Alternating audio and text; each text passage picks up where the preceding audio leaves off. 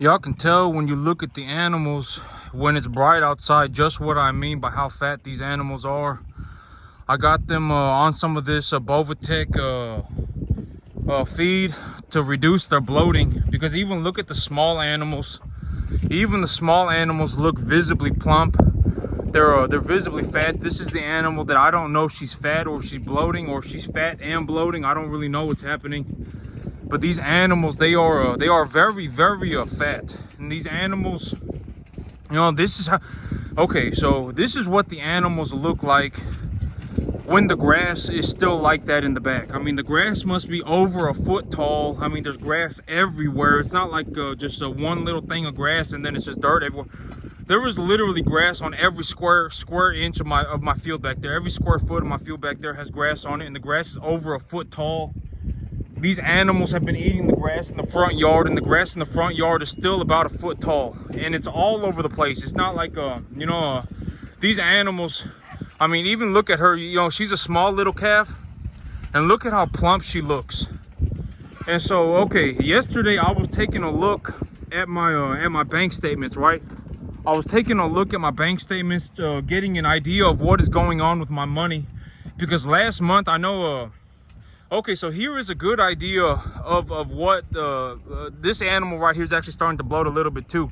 So I'm glad, and she's kicking at her gut, and so I'm glad that I actually, okay, so these animals, I keep them off of the grass. I keep them off of the grass for about probably 2/3 of the day, because if I just leave these animals on the grass, if I just leave them out on the grass, they're going to have severe health problems. They are going to eat way too much. At the end of the day, that's what's going to happen. That's why I don't let my animals, you know, that's why I set my farm up like this. I built my farm out like this because I need to be able to keep the animals off of the grass.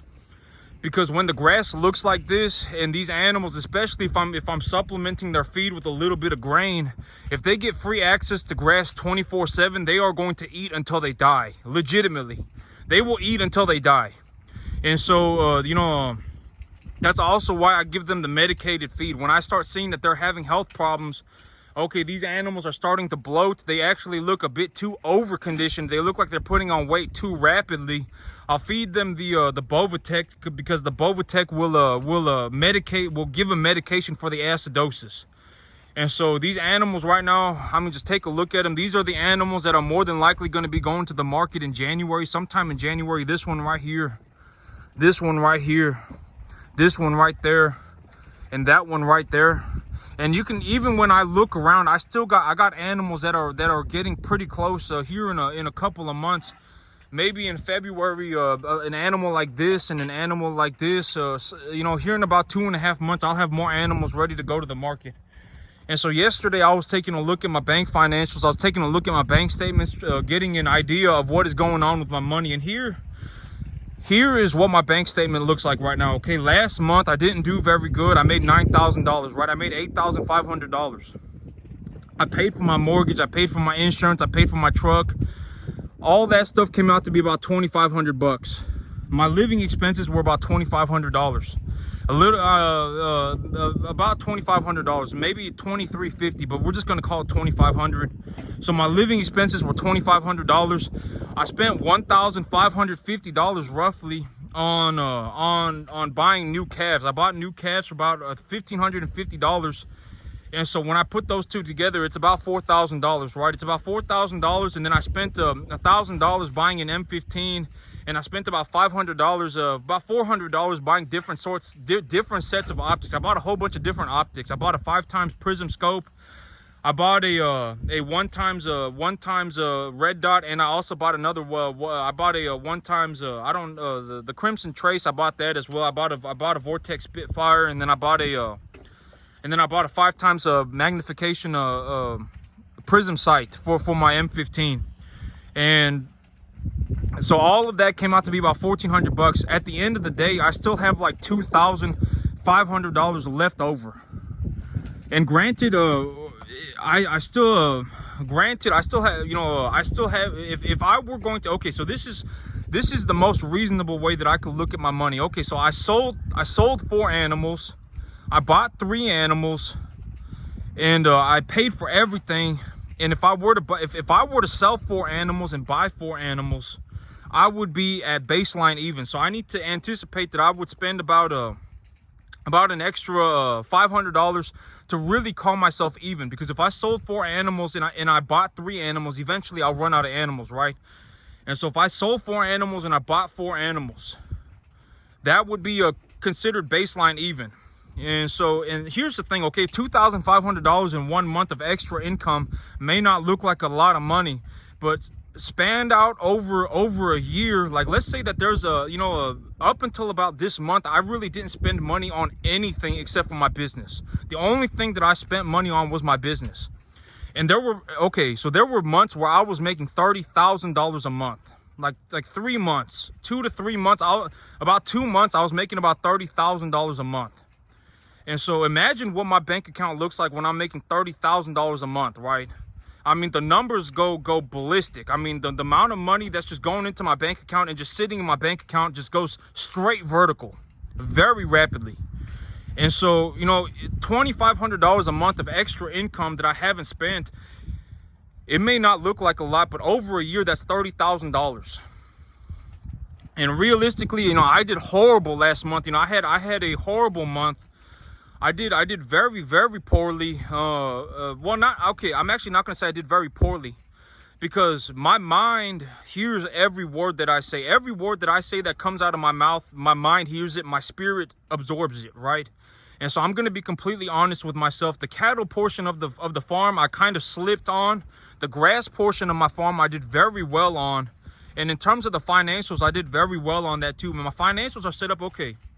My financials are set up the way they are set up right now because of what happened. And so the reason I have my financials set up, why am I bringing in 5 animals every 2 weeks, and why am I selling 4 animals every 2 weeks, is because I am anticipating that somewhere along the road something like this is going to happen, where I'm only able to bring in 3 animals, and if I sell 4 animals every 2 weeks, I will eventually run out of animals, right? If I'm bringing in 3 and I'm selling 5, or excuse me, if I'm bringing in 3 and I'm selling 4, eventually I'll run out of animals.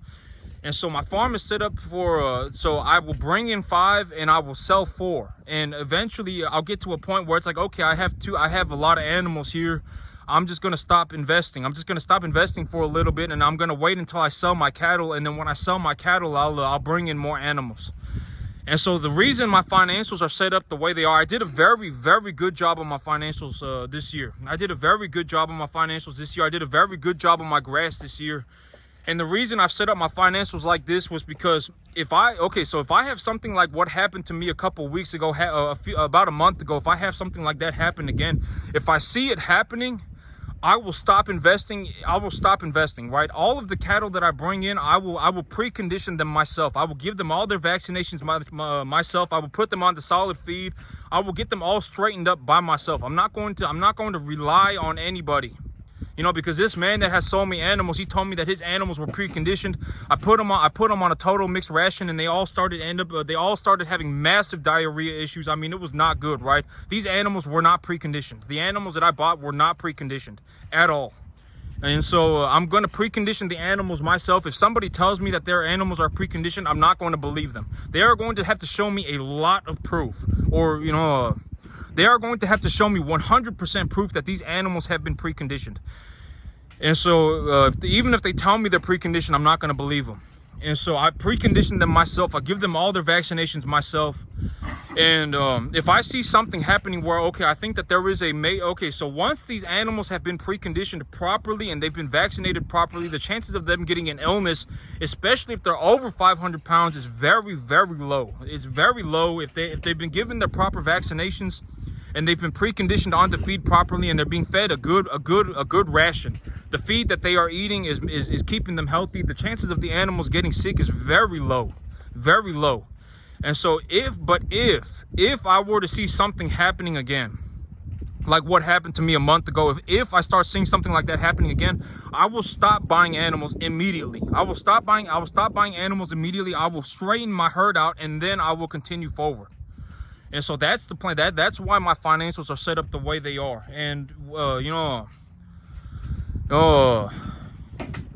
but that ultimately, that's why that's why I've set my financial plans the way that I've set them up. And realistically, like, let's say because there were months and months and months on end where I didn't spend any money, right? I legitimately didn't spend any money. Even when I had $90,000, I did not spend any of it. The only thing that I spent that money on was buying more cattle and buying stuff like hay and buying corn. The only thing I spent that money on was right back into my business. I didn't go and buy myself an F-350. I didn't go and build an extra bedroom in my house. I didn't do any of that stuff. The only thing that I did with my money was put it back into my business, and the money that I had left over, I just held on to it.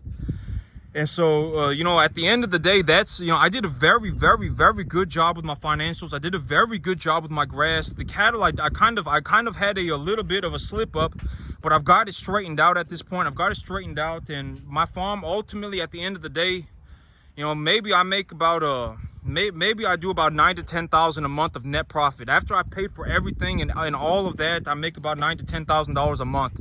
And realistically, even after about statistically in America, the average person, if they make about $5,000 a month, they are unable to improve the quality of their life largely improve the quality of their life by making more money. After about $5,000 a month, as long as the person has some sort of a financial plan and some sort of an idea of what they are doing financially, the chances of them improving their quality of life drastically by making more money is very slim. Because let's say I make $5,000 a month, right? If that's $60,000 a year, if I work for 30 years, that's almost $2 million. And realistically, for $2 million, I mean, over the long run, that $5,000 a month turns into a large sum of money, granted that the person is somewhat financially capable. If they are financially incapable, it doesn't matter how much money they have, they will lose all of it. And so, realistically, after about like me, I don't need to make $10,000 a month to be comfortable, right? I mean, I can still buy my F-150. I can still live in my house. I got a trailer home, and it's perfectly fine. I don't need an F-350. Realistically for me, okay, so like, with the money that I make, realistically, with the money that I make financially, the only way for me to financially make sense with utilizing capital like this is to buy more land.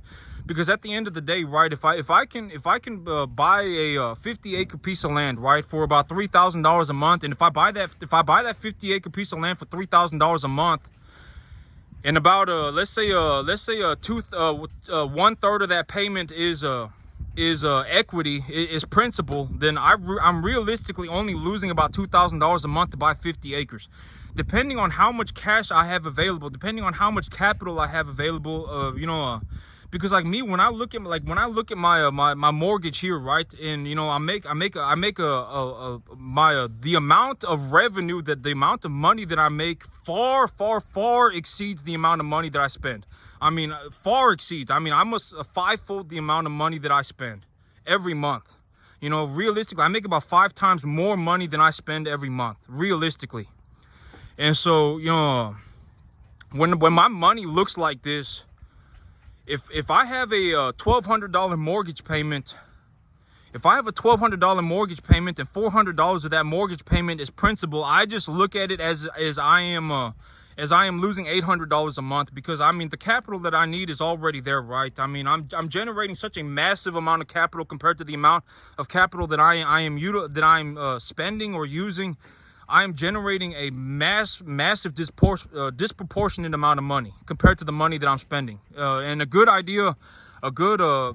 representation of this idea would be my grass. Like, look at my grass, right? I spend about $500 a month, and I make about $6,000 on it. And so that would be that's legitimately what my numbers look like. And so, at the end of the day, when I look at stuff like a mortgage payment, when I look at something like a 30-year finance, I actually deduct, depending on how much capital I have available, I will deduct the principal payments from the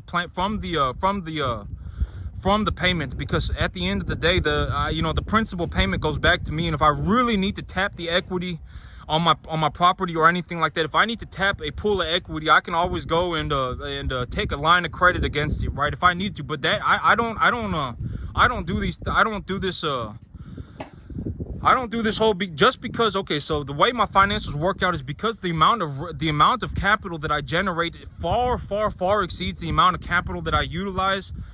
I take the money that I make and I reinvest it back into my business, and I legitimately only take a loan for about the amount of money that I utilize for my living expenses. So if I utilize $30,000 a year for my living expenses and I make $120,000, the 120, you know, that leaves me with $90,000. And so I'll reinvest the $90,000 back into my business, take a loan for the $30,000, invest $30,000 into my business, and then write off all of my taxes. At the end of the day, that's about that. That's the long story short for how my financials work out. When I look at my financial plan, and I were to give a very simplified look at what my financial plans are, that would be it right there.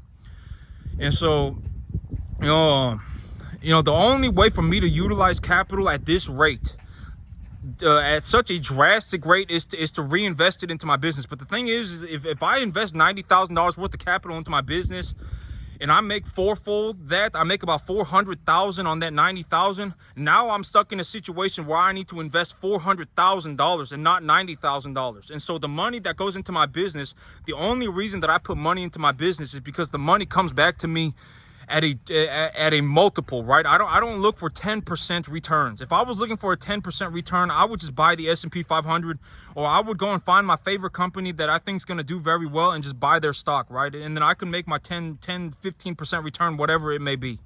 You know, the only reason I invest money into my business is because the money that I invest into my business is returned back to me at a drastic multiplier. I put $500 into my business a month and I get $6,000 out of it. Stuff like that. And so, you know, and at the end of the day, but this may sound unfair. Oh my God, he talking about, but legally, the reason that I don't have to pay income tax, the reason that I legally don't have to pay income tax is because the tax money that I would send to the government is being invested back into my farm. And when I invest money back into my farm, I'm not saying I'm a Boy Scout, right? I'm not saying like, oh my God, I mean, look at me, I'm feeding 95,000 people a year, but that's not what I'm saying. But at the end of the day, the reason that I don't have to pay income tax is because I take the money that I was going to send to the government and I reinvest it back into my business. And when I reinvest it back into my business, I produce food for people to eat, a very high quality beef product, right?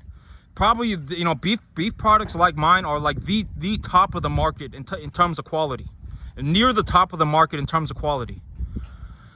And so, at the end of the day, that is why I legally do not have to pay income. And people who talk about, oh, that's not fair. Oh, that's not fair. Well, I mean, life is not fair. I mean, it just is what it is. I didn't work 15 hours a day for 15 years to give all the stuff the way that I make. This does not just happen by its own. My grass does not grow itself. My cattle do not maintain themselves.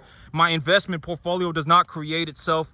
I mean, these things that I do, they own, I didn't do this all, for such a long time and just stick to it for such a long time to get to the very end and have to give all my stuff away. I mean, that's communism, right? I mean, that's not why, that to me is unfair. And so, it just is what it is. I mean, that's how but that's also why the American system is so incredible for the businessman. If someone can't make it in America, you're not going to make it anywhere, legitimately. I mean, America is like the gold mine for wealth. I mean, there is so much money here. I mean, it is ridiculous.